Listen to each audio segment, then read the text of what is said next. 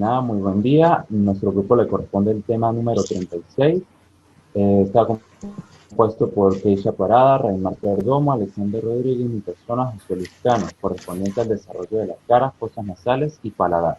Para empezar, en los procesos faciales, vamos a denotar que ellos aparecen alrededor de la cuarta semana, al final de la cuarta semana, derivándose de la evolución de los dos primeros arcos faríngeos y consistiendo básicamente en un mesénquima que proviene de la cresta neural.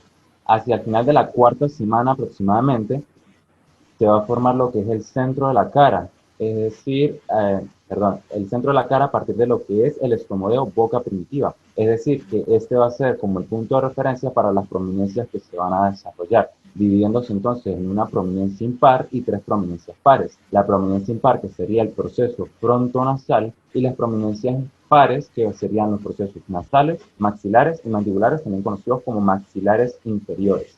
Hay que tener en cuenta que para poder comprender bien el desarrollo de cada uno de estos procesos, se centra más que todo en la relación que hay entre epitelio y mesénquima, que es lo que va luego a ayudar a derivar cada uno de los procesos faciales.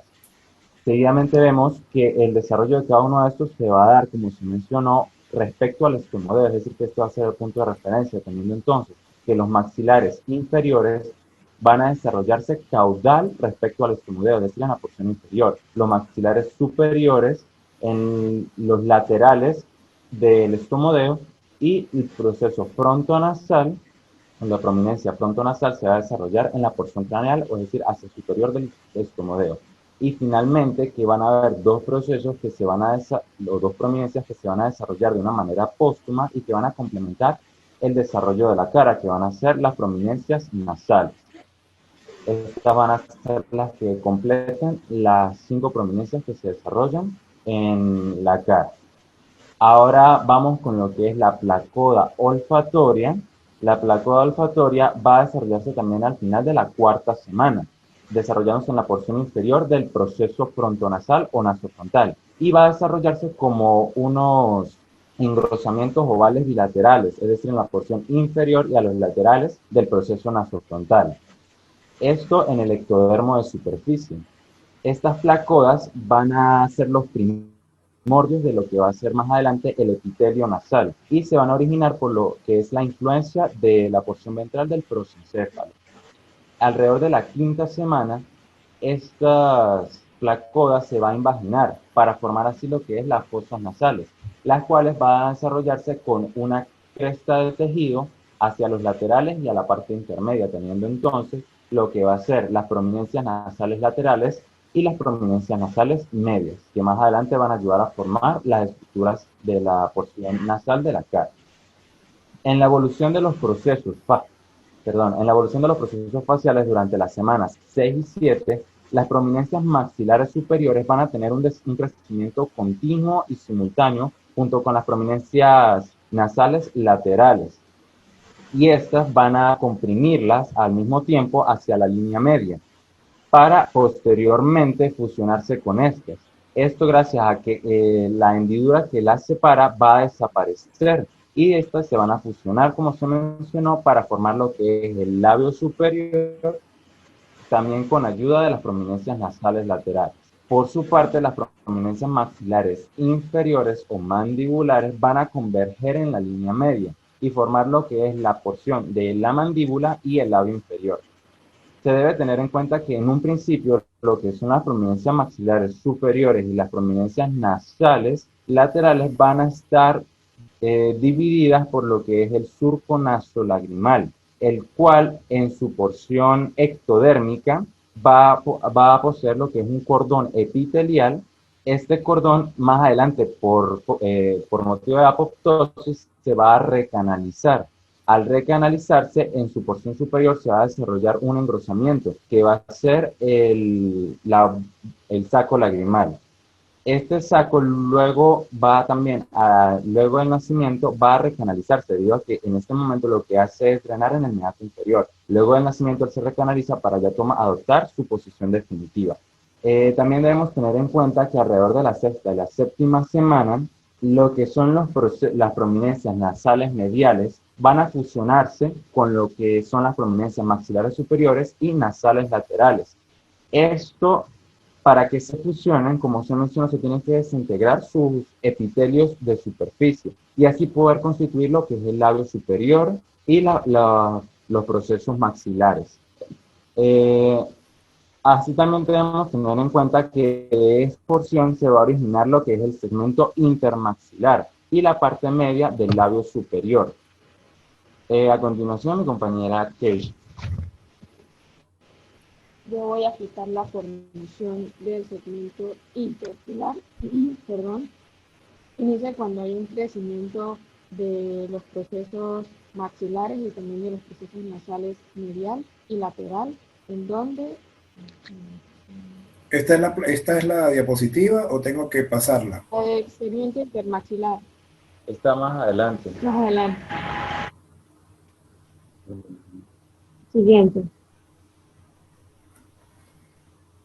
Entonces dígame, siguiente diapositiva para yo pasarla, pues. Siguiente diapositiva, sí, por favor. ¿Esta ya está lista? Siguiente. Siguiente. Sí, ya. Siguiente. Aquí, muy bien. La formación del segmento intermaxilar es como resultado medial de no, anterior. No, doctora, la anterior diapositiva. No, anterior. Ahí. Ajá. La formación del segmento intermaxilar es el resultado. No, adelante.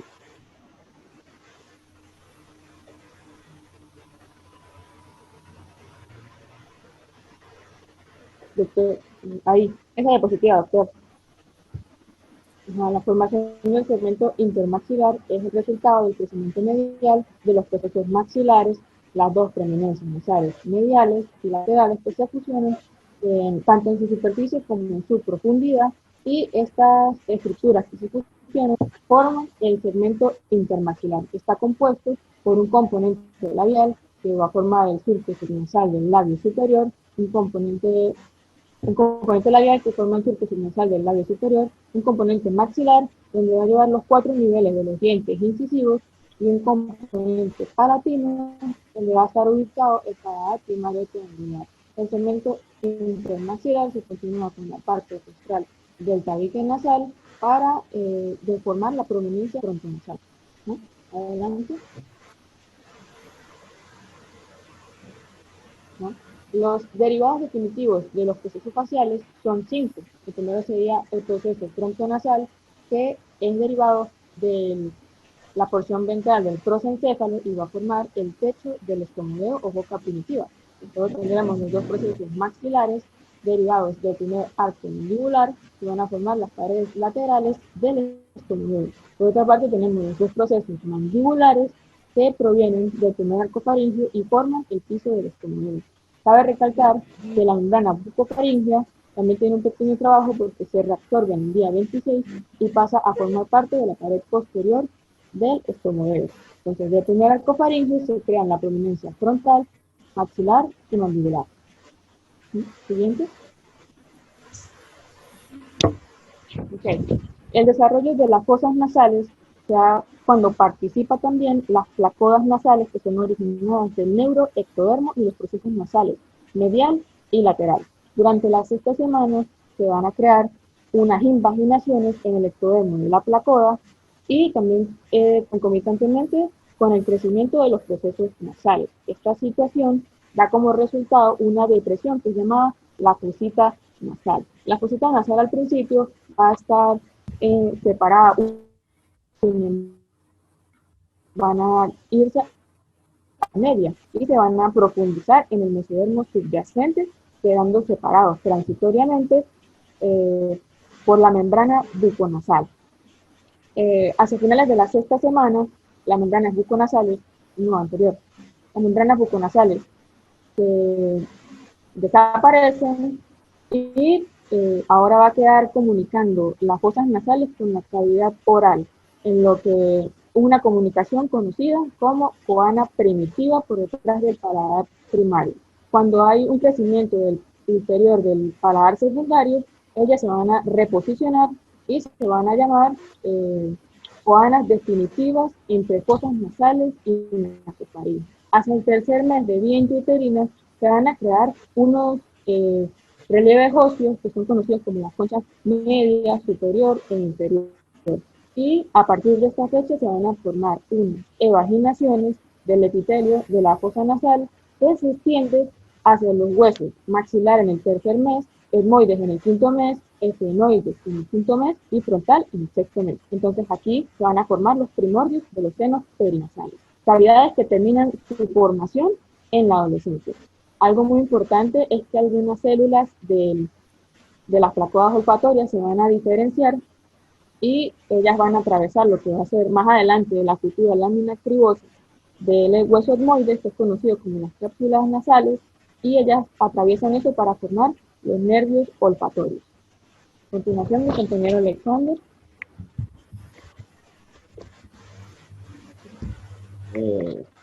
No bien, doctor.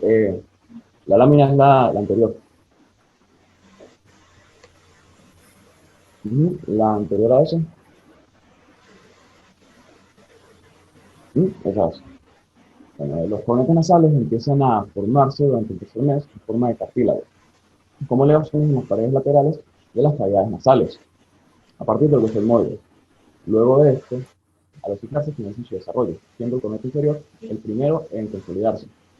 En cuanto a los senos paranasales, estos se forman a partir de divertículos o evaginaciones en las paredes de las cavidades nasales, las cuales luego se convierten en... No, sigue siendo la recipiente anterior, doctor. ¿Ah? En las cuales los senos paranasales se forman a partir de los divertículos o evaginaciones de las paredes de las cavidades nasales y luego se convierten en cavidades neumáticas, es decir, cavidades llenas de aire. Las cuales se extienden hacia los huesos maxilar superior, etmoides, frontal y efenoides. Algunos de los senos paranasales, como el seno maxilar, comienzan su desarrollo en la vía fetal tardía, mientras que el resto de ellos lo hacen después del nacimiento. El tamaño y la forma de estas estructuras juegan un papel muy importante en cuanto a la forma de la cara, se refiere, durante el crecimiento postnatal. La mayor parte de los senos paranasales son rudimentarios o inexistentes en el recién nacido. El seno maxilar, los senos maxilares son pequeños en el nacimiento y crecen de manera lenta y pausada durante la pubertad hasta que alcanzan su desarrollo completo al inicio de la edad adulta. En el momento de nacimiento no existen los senos frontales ni los senos genitales. Estos surgen de las semillas genitales, las cuales son de un tamaño muy pequeño a los 2 años de edad y crecen de manera significativa hacia los 7, 6 u 8 años. Las semillas genitales más anteriores, a partir de los años de edad, crecen hacia el hueso frontal, formando así los senos frontales. Estos pueden observarse en radiografías efectuadas a partir de los 7 años de edad. Luego de esto, de la misma forma, a los 2 años de edad, las semillas genitales más anteriores forman los senos genitales, creciendo hacia este hueso. Exacto, esa es la diapositiva.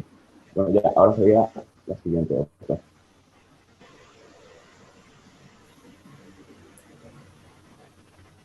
La siguiente diapositiva, ya voy por la siguiente.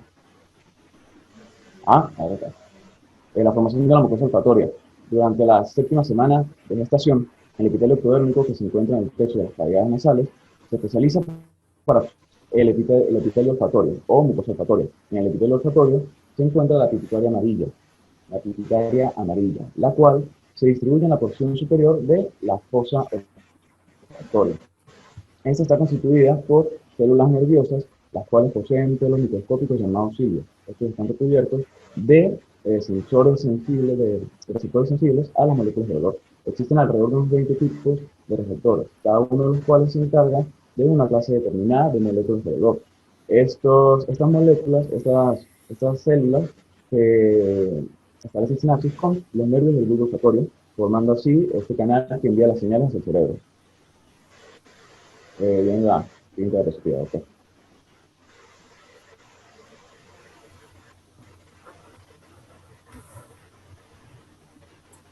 Miren la siguiente diapositiva, doctor.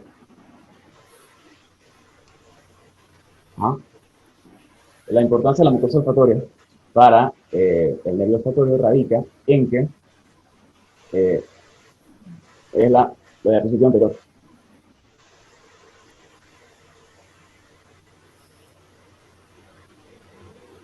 Okay. Radica en que la mucosa olfatoria posee algunas células epiteliales que luego se convierten en células receptoras olfativas. Estas, son siendo neuronas, poseen axones los cuales componen el nervio olfatorio. Y de aquí crecen hacia los bulbos olfatorios ya existentes en el cerebro. La siguiente diapositiva, por favor. Ok. El desarrollo del bulbo olfatorio y cintilla olfatoria se da en cada hemisferio cerebral y va a ir hacia las estructuras precursoras de la nariz, proyectando una evaginación hueca que va a ser el bulbo olfatorio primitivo. Luego de un tiempo, tras alargarse y reducir su diámetro, su porción proximal se va a denominar cintilla olfatoria, mientras que su porción distal se va a denominar bulbo olfatorio definitivo. Cabe destacar que ellas quedan apoyadas junto con el hueso etmoides en la lámina cribosa y luego ambos se obliteran y se tornan macizos en el tiempo.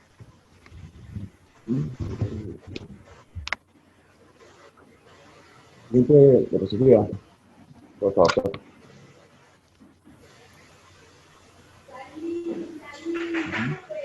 Desarrollo del paladar primario. Esta es una pequeña lámina de forma triangular que se encuentra en la parte anterior y media del paladar definitivo. A partir de la sexta semana comienza su desarrollo, a partir de la parte profunda de una estructura embrionaria más compleja. En este caso, el segmento intermaxilar, el cual se genera entre la unión de los dos procesos nasomedianos. Este segmento es una masa que informa el mesénquima y el paladar primario forma la porción premaxilar del maxilar superior. A continuación, el paladar secundario. La siguiente lámina, por favor, doctor.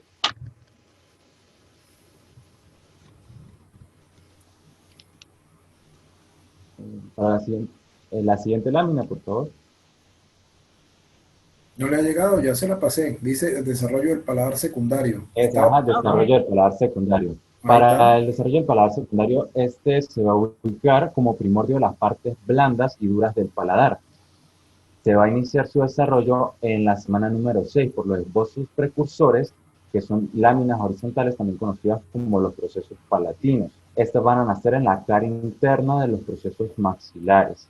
Y de estas van a darse las prolongaciones palatinas laterales, que van a situarse a cada lado de la lengua en un sentido inferomedial, y que alrededor de las semanas 7 y 8, las prolongaciones van a alargarse y ascender, posicionándose sobre la lengua de forma horizontal.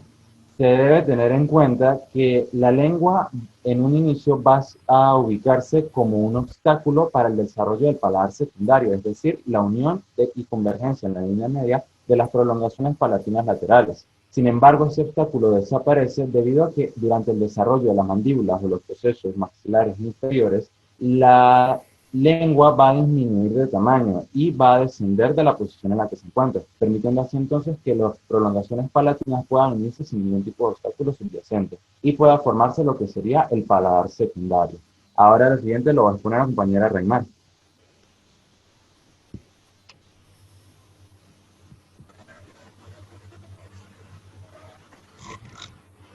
Ya me veo.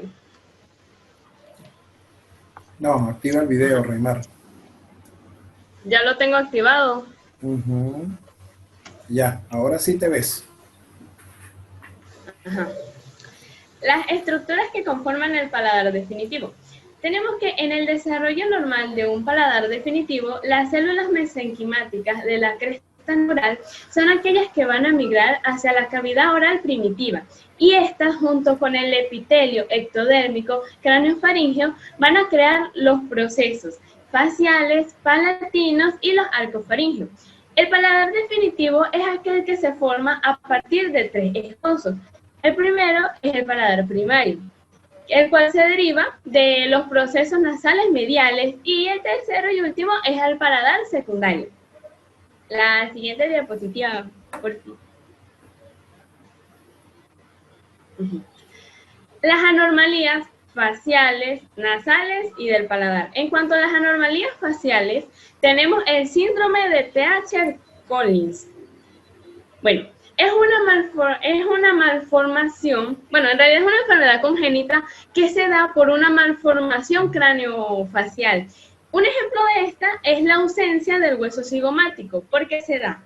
Esta se da por una alteración en un gen del cromosoma 5. Este puede ser espontáneo o por una transmisión hereditaria de un gen alterado. Va a traer como consecuencia la ausencia de los huesos de la cara, de la mandíbula, y se da tanto en sexo masculino como en femenino de igual manera. También en estas anormalías tenemos el hiperteloidismo, que consiste en el aumento de distancia de las paredes internas de la órbita, porque en condiciones normales en un adulto van a medir de 23 a 28 milímetros la parte interorbitaria y esta se analiza con rayos X, mientras que la parte intercantal, va a medir entre 30 y 35 milímetros y se analizan los cantos. Siguiente diapositiva.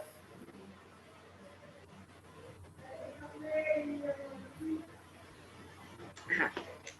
En la parte nasal tenemos la arritmia, que consiste en la ausencia de la nariz. Se dice que esta se origina porque las placodas olfativas, o sea, hay una falla en la invaginación en la 5ª semana de desarrollo embrionario. ¿Y qué va a traer como consecuencia? Trae como consecuencia que no se forma la lámina cribosa, el tabique nasal y los huesos de la nariz. En cuanto a la hendidura nasal, tenemos que esta se da por la falta de unión en los procesos frontales y faciales. Por lo tanto, se crean hendiduras tanto mediales como laterales. Siguiente diapositiva. Ajá. Las anormalías del paladar. Estas son las más comunes. Y en estas tenemos el labio leporino o el paladar hendido. Es aquel donde vamos a tomar como referencia la fosa incisiva. Y esta va a tener anormalías también faciales y problemas en el lenguaje. Tenemos que está dividida en dos grupos, un grupo o hendidura anterior y un grupo o hendidura posterior. En el grupo o hendidura anterior es aquel donde tomamos la parte del labio, o sea, superior, en la parte alveolar del maxilar, y esta se extiende hasta la fosa incisiva, dejándonos, el paladar en una parte anterior y una parte posterior. Esta se da por una falla en el mesénquima, en la prominencia maxilar y en las prolongaciones palatinas. Se da sobre todo en el sexo masculino y la frecuencia es de 1 por 1000 nacidos. En el grupo posterior, o hendidura posterior, tenemos que se da es en el paladar secundario, ¿verdad? Ok. Bueno, esto va por los procesos blandos y duros de este paladar y llega hasta la fosa incisiva. Es una malformación de este paladar secundario, así como también una distorsión en el crecimiento de las prolongaciones palatinas. Ahora viene la hendidura unilateral del labio superior. Es aquella donde hay una falla en la fusión de las masas mesenquimáticas, también va a haber una falla en la proliferación del mesénquima y un alisamiento en el epitelio de revestimiento. Y por último tenemos el labio bilateral, que es aquel donde las masas mesenquimáticas de ambas prominencias no se encuentran. Por lo tanto, estas no se van a fusionar con los procesos nasales ya fusionados. Gracias. ¿Ya? Bien. Bueno, correcto. Voy a conversar yo ahorita un poquito. Vamos a ver. Desactivo mi cámara. No, ya también la compañera puede activar el video. Raimar también se puede unir a ustedes, si quieren. Yo voy a estar ausente por los momentos, pero Raimar se puede unir. Bueno, mire, jóvenes. Vamos a hablar un poquitico sobre el seminario. En la primera lámina hay una cuestión que a mí me llamó la atención, ¿verdad? Aquí, donde ustedes hablen de 3 prominencias pares. Inclusive yo ayer les iba a hacer una corrección. porque normalmente son 5 los procesos faciales. Más adelante ustedes lo mencionaron y evidentemente aclararon la confusión. Esos 5 procesos faciales son el proceso frontonasal medial, 2 procesos maxilares, por lo tanto son pares, y 2 procesos mandibulares. Entonces, pues esto de aquí, esto de 3 prominencias pares, yo creo que se debería corregir. ¿Ustedes saben los límites de la cara? ¿Quién me puede contestar cuáles son los límites de la cara? La cara como tal, como estructura anatómica. ¿Cuáles son los límites de la cara? Sería en la porción frontal, del cuello frontal, la porción mandibular y la finalización de los cigomáticos, si no estoy mal. Bueno, entonces la cara va desde la frente hasta el mentón y de un pabellón auricular a otro pabellón auricular. Lo de la proliferación del mesénquima es muy importante porque evidentemente ustedes lo mencionaron, lo de las crestas neurales y las células de origen mesodérmico, y eso es una interacción entre epitelio mesénquima que se mantiene, ¿no? Inclusive hasta después del nacimiento, porque en la madurez definitiva de la morfogénesis facial se logra en la etapa postnatal. ¿Saben qué es lo primero que se forma en la cara? ¿O qué es lo que se va a formar primero en la estructura de la cara? ¿Cuáles son las 2 estructuras que se forman de primero? El labio inferior y la mandíbula. Bueno, la mandíbula y el labio inferior. Esas son las 2 estructuras que se forman. Y normalmente en la formación de la cara, ustedes lo mencionaron, interviene un ectodermo superficial, un mesodermo subyacente y las células de las crestas neurales. Eso es bastante importante. Hay una cosa que nunca les puede pasar cuando ustedes hablen en un seminario de embriología, que es cuáles son los factores que intervienen en el crecimiento y el desarrollo. Siempre tienen que al menos mencionarlos, ¿no? Por ejemplo, en la cara, la molécula SHH es el organizador morfogénico de los procesos, y el factor de crecimiento fibroelástico regula el crecimiento del mesénquima, y el gen MX1 y el ácido retinoico también son morfógenos que intervienen, es el gen y el agente morfógeno que intervienen en el desarrollo, ¿no? Para el crecimiento de la cara es muy importante la presencia de las células de la cresta neural. Y con respecto a ello tengo que explicarles 3 cositas fundamentales. En el caso del proceso frontomedial, ¿verdad? Las células de la cresta neural que intervienen son las células que vienen del prosencéfalo. En el caso del proceso maxilar, él recibe células de la cresta neural que provienen del prosencéfalo y del mesencéfalo. Y en el caso del proceso mandibular, ¿verdad?, son las células de la cresta neural que vienen del mesencéfalo y el romboencéfalo. Cuando ustedes vean los otros seminarios, en algunos de los seminarios de tejido nervioso, van a escuchar una palabra que se llama rombómeros, ¿verdad? Y los rombómeros vienen del romboencéfalo.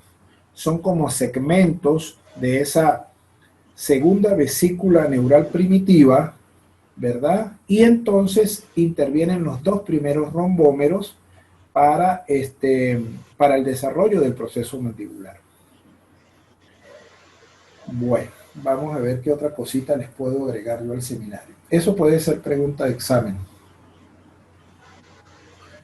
Bueno, vamos a ver aquí. Siempre es bueno describir la nariz en cuáles son las estructuras de la nariz, ¿no?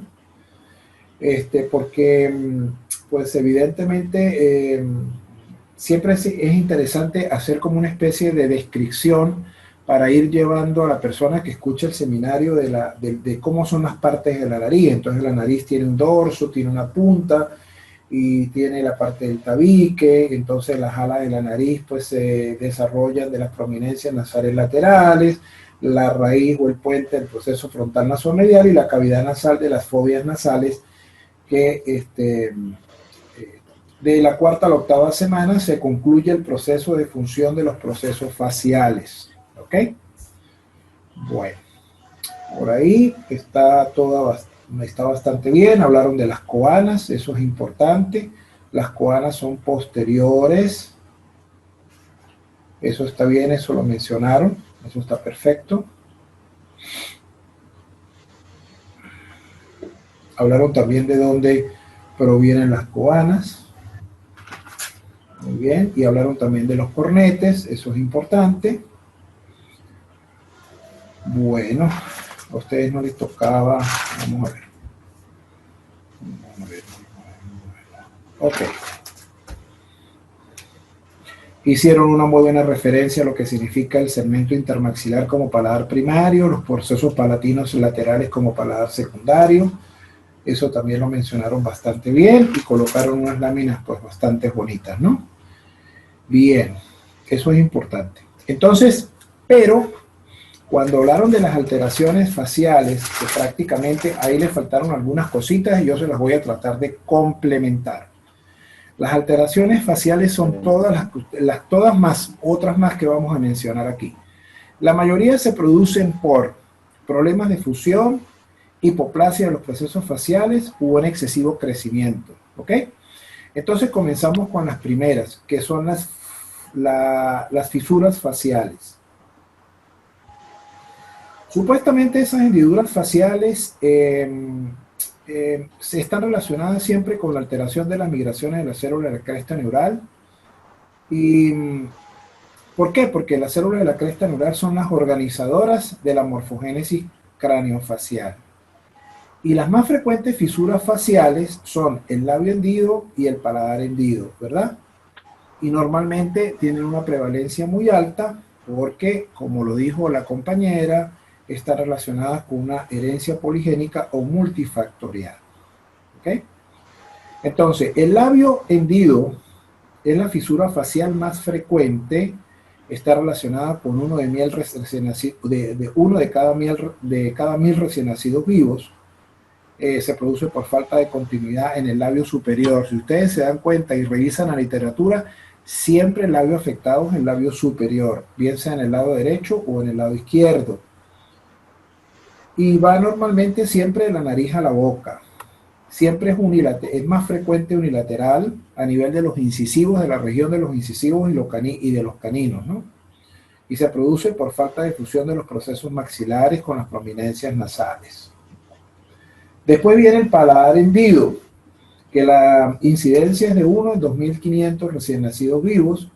Es un defecto del paladar que permite la comunicación anormal entre la cavidad nasal y la cavidad bucal. Eso para tratarlo, ¿verdad? Y fíjense que es más frecuente en las niñas, o sea, en los recién nacidos de sexo femenino. Y para tratar eso hay que colocar una prótesis palatina, porque lo que falla ahí son los procesos palatinos que van a formar el paladar secundario. ¿Estamos claros en eso, verdad? Bien. Ok. Cuando existe labio y paladar hendido, entonces siempre ustedes tienen que tratar de indagar si la paciente ingiere drogas, porque eso está muy asociado no solo a las trisomías 3 y 18, sino a agentes teratogénicos y anticonvulsivantes. Aquí sí es falta del desarrollo total del segmento intermaxilar y de los procesos palatinos laterales y el proceso maxilar. Después está algo que se llama la hendidura facial oblicua, que es muy poco frecuente, se debe a hipoplasia y es un defecto de falta de fusión de la prominencia nasal y del proceso maxilar. Y él afecta totalmente toda la cara, desde todo lo que es el trayecto del surco lagrimal, desde el ojo hasta el labio. ¿Ok? Después hay otra que se llama hendidura facial lateral, que se llama macrostomía, que es una fisura facial lateral transversal, o sea, como si nosotros ampliáramos los labios, como si los labios fueran los del Guasón. Es una boca grande en uno o ambos lados, llegando hasta la oreja en algunas ocasiones. Y eso es por falta de fusión o hipoplasia de los procesos maxilares y mandibulares. Después viene algo muy importante, que no se les olvide este nombre, que se llama holoprosencefalia, que es un defecto secundario a un problema del desarrollo del prosencéfalo. Ahí están alterados los ojos, la nariz, la boca. Hay alteraciones de los hemisferios cerebrales en uno o solamente uno o los dos están unidos. porque no existe la cisura magna. Hay un hipotelorismo, ¿verdad? Que los ojos están muy pegados, muy cerca. Puede haber ciclopía con un solo ojo o los dos ojos dentro de una sola cavidad. Y la nariz es sustituida por una probóscide tubular que puede estar por debajo o arriba de los ojos. Eso es algo bastante común, que ustedes lo van a ver mucho en las fotos. Entonces, cuando ustedes vean que se llama de la holoprosencefalia, inmediatamente van a relacionar un defecto con el desarrollo del prosencéfalo más un defecto con el desarrollo de los procesos maxilares mandibulares o nasomediales. ¿Por qué? Porque también hay un defecto en la migración de las crestas, de las células de la cresta anular. Después hay otros que se llama displasia frontonasal, donde hay un exceso del tejido mesenquemático del proceso frontonasal medial, se proyecta hacia abajo. Hay hipertelorismo, es decir, los ojos están muy separados de la línea media, el puente nasal es muy ancho, puede haber un surco nasal medio longitudinal, las narinas están muy separadas, podemos hablar inclusive de una nariz bífida y de un labio hendido medial. Después viene la micrognatia, que es una mandíbula pequeña, está relacionado con el síndrome de primer arco, ¿ok? Eso es muy importante porque está relacionado con una herencia autosómica dominante. Lo mencionaron en el síndrome de Treacher-Collins, donde existe una micrognatia, un coloboma de los párpados, un paladar hendido y una dentición defectuosa. Después viene otro síndrome del primer arco que se llama agnatia u otocefalia, que es la ausencia total de mandíbula. La oreja puede estar de implantación baja, puede estar implantada a nivel del cuello o puede estar implantada a nivel de la cara y no existen labios. A veces la holoprosencefalia se tiene también se puede asociar con la agnatia.